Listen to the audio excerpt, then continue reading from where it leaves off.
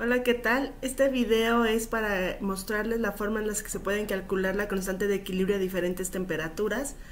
Justamente para eso existen tres opciones.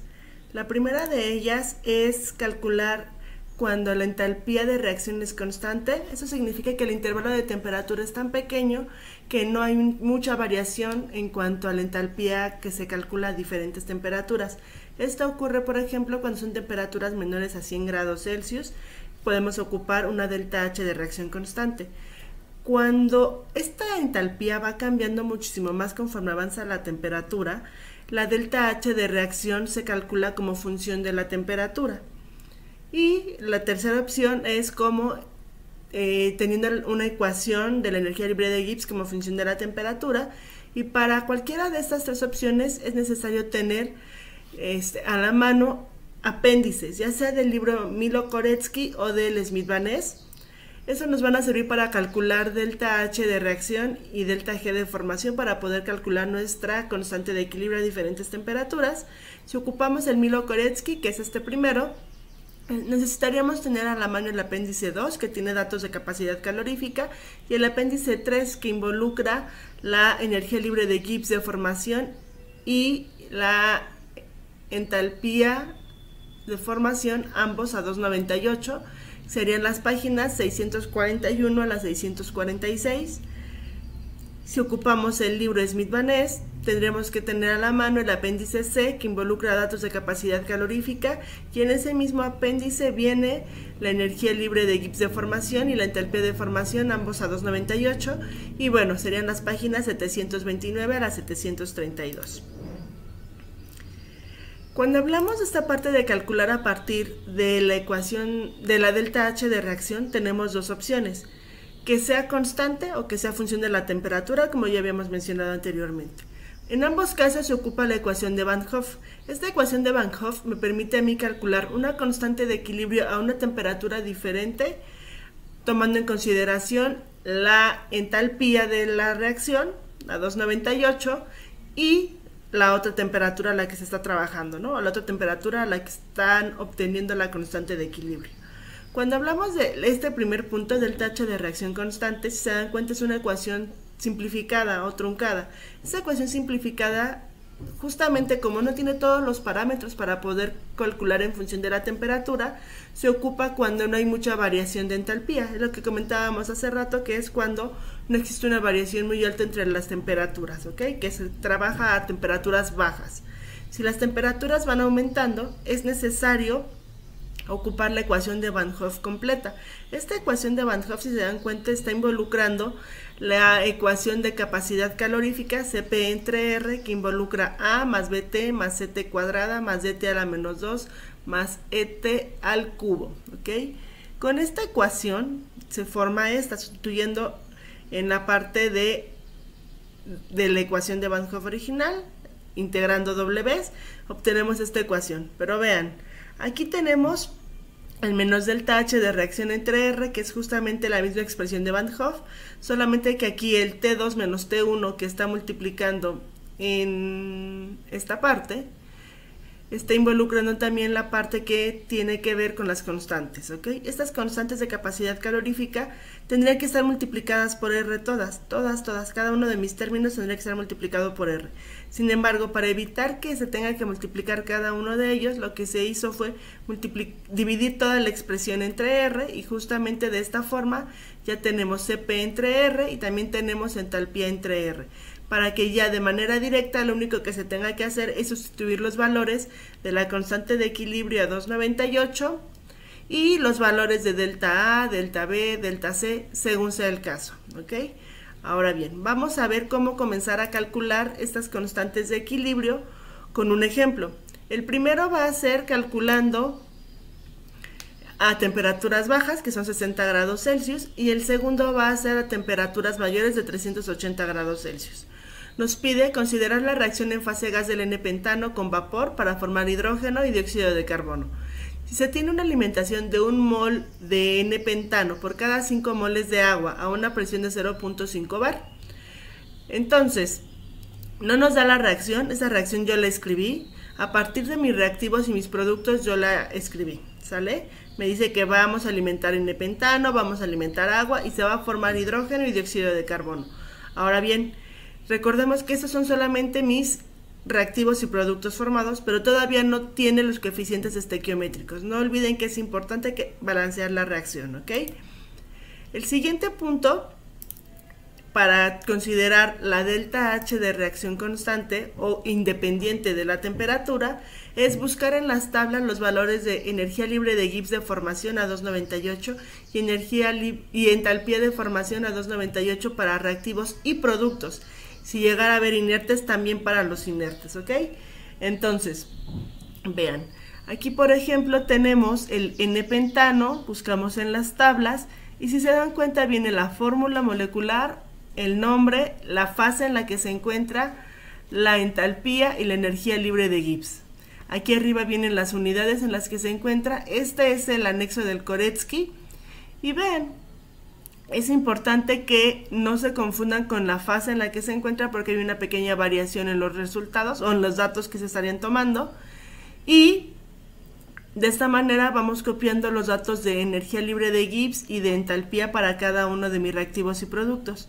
Es muy importante recordar que cuando hablamos de los elementos puros como se encuentran en la naturaleza, o sea, moléculas diatómicas regularmente, como hidrógeno, el oxígeno, el nitrógeno, que vienen ya naturalmente como moléculas diatómicas, esta entalpía y energía libre de Gibbs tiene un valor de 0, ¿ok? Todo lo demás sí tienen valores numéricos, me van a servir para calcular la energía libre de Gibbs y la entalpía para mi sistema.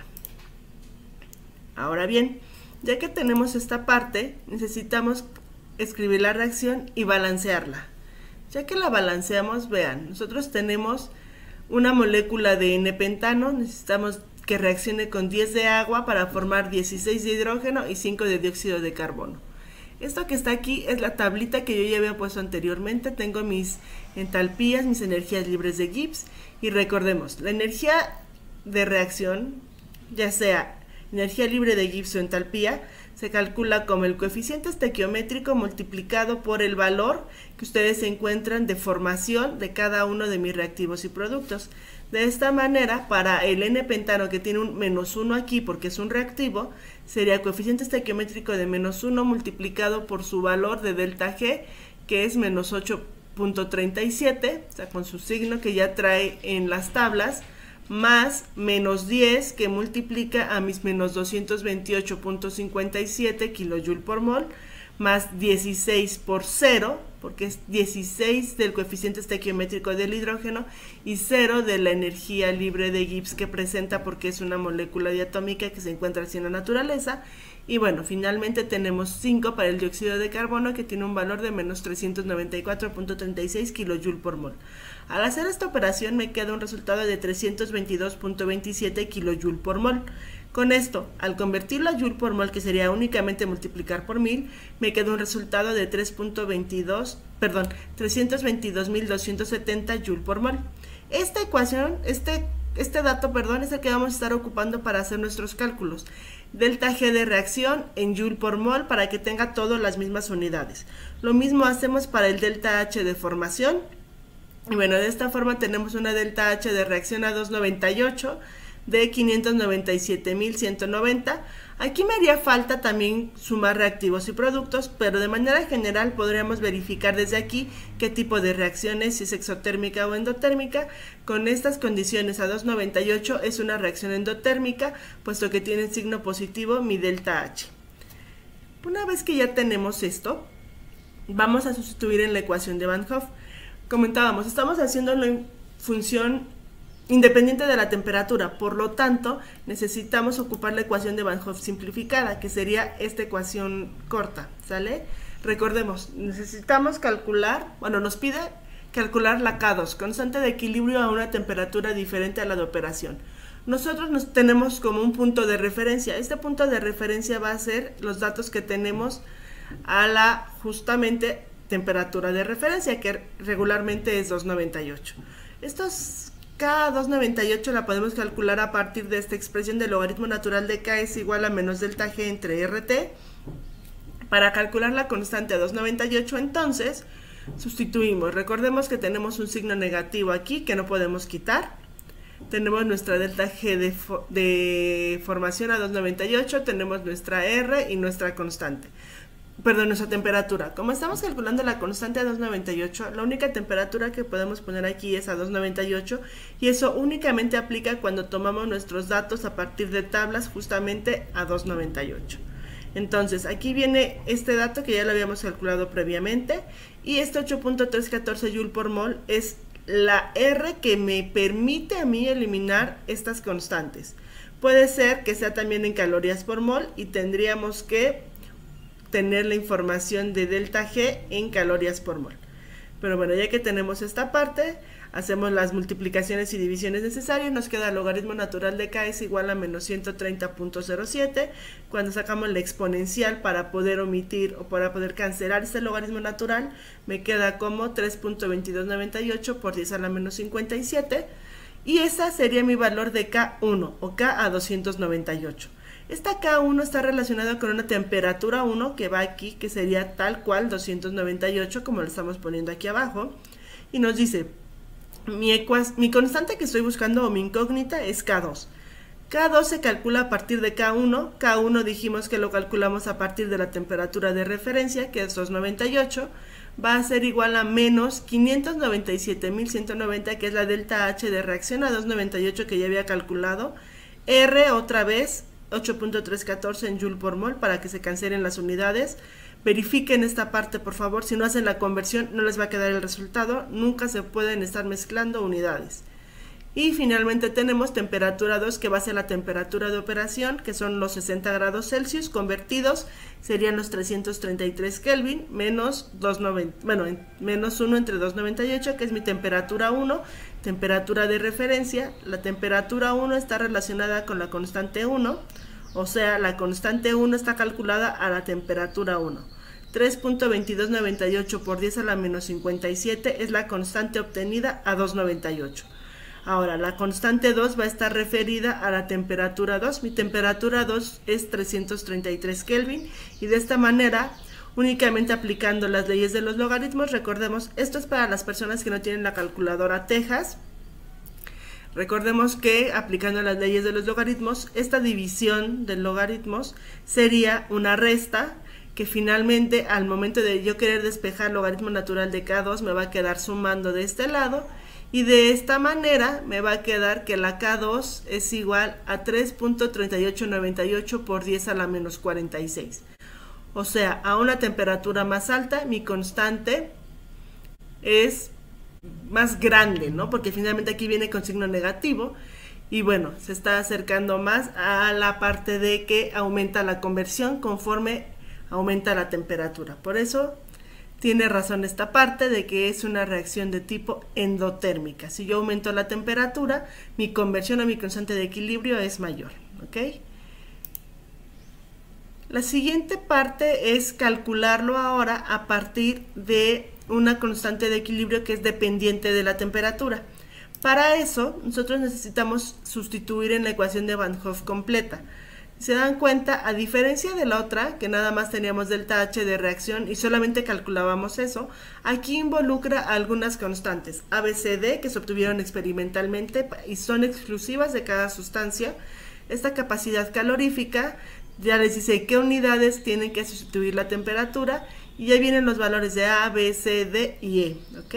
En este caso, para estos reactivos y productos que nosotros tenemos en nuestro ejemplo, no existe un valor para E, ni para D para el N-pentano, ni para C para los demás reactivos y productos.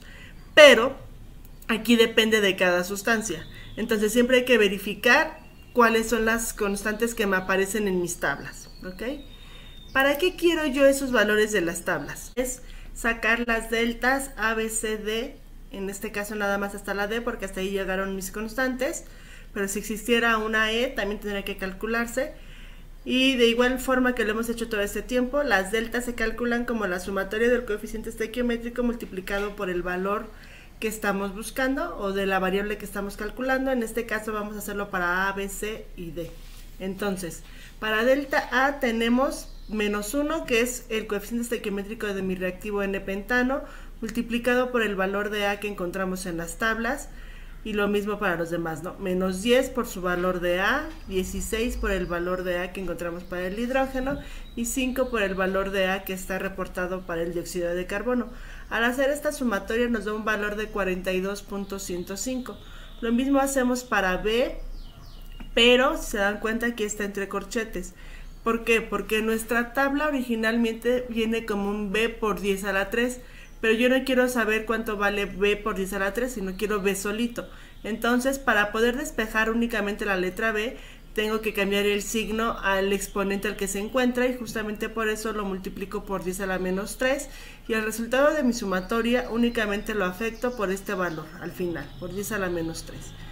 Esto que está aquí otra vez es lo mismo, nada más hago la sumatoria de mis valores de coeficiente estequiométrico multiplicado por el valor de la constante, y después eso lo afecto por 10 a la menos 6, porque en mis tablitas viene por 10 a la 6. De esta forma me queda 14.111 por 10 a la menos 6, el valor numérico de delta C, y para delta D lo mismo, solamente que va a ser por 10 a la 5, ya que en mis tablas originalmente viene como 10 a la menos 5. Ya que tengo yo esos valores de delta A, B, C y D, voy a sustituirlos en la constante, en la ecuación de Van Hoff, que ya se encuentra completa, ¿ok? En la ecuación de Van Hoff completa, que es dependiente de la temperatura o como función de la temperatura, tengo yo ya los valores de mi constante de equilibrio a cualquier temperatura, que es lo que estoy buscando ahorita, mi constante 298, que es mi temperatura de referencia, y aquí voy a sustituir todos los valores numéricos que acabo de calcular. Donde vean delta A, B, C y D, ahí ponemos el valor numérico que ya calcularon, y nos va a quedar una ecuación como esta.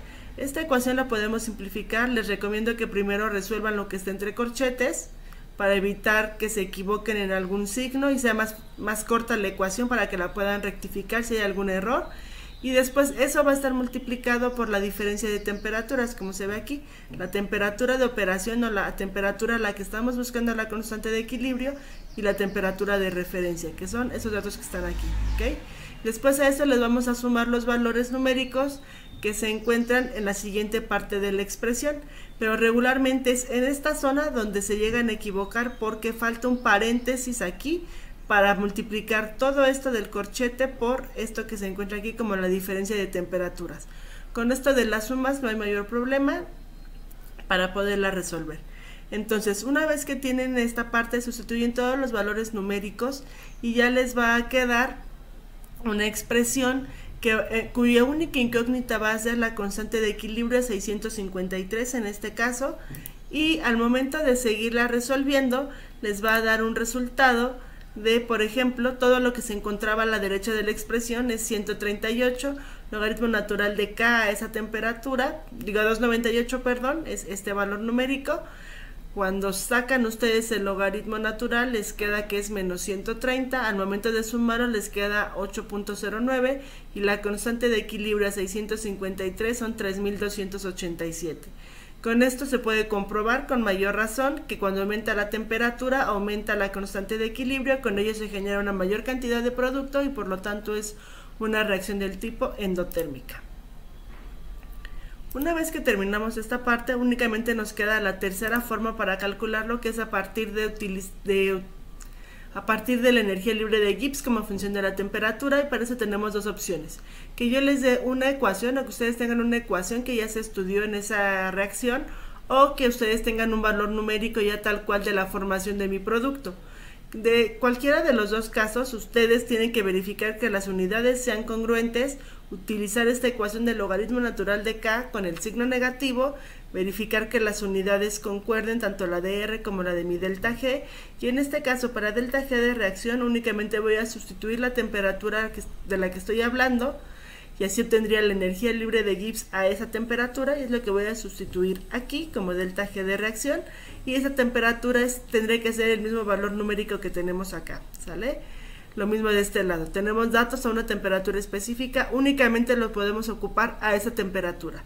No podemos poner aquí 298 o una temperatura diferente, porque la información que tenemos es a una temperatura específica. Entonces, Únicamente cuando tengamos esta información podemos calcular la constante de equilibrio a 550, por ejemplo. Hay que hacer la conversión porque se reporta en Kelvin. Y de este lado lo mismo. Podemos ocupar esta expresión, pero aquí podríamos ocuparla a cualquier temperatura. Entonces, no olvidar cosas muy importantes, no olvidar el signo de la expresión, que es este menos delta G, verificar que las unidades concuerden, como habíamos mencionado antes, y lo que comentaba, la temperatura de operación tiene que ser la misma de la que se obtuvieron los datos que se encuentran aquí de energía libre de Gibbs. Esas son las tres formas para calcular entonces la constante de equilibrio a diferentes temperaturas. Espero que haya quedado más claro y si hay alguna duda, por favor me avisan. Bye.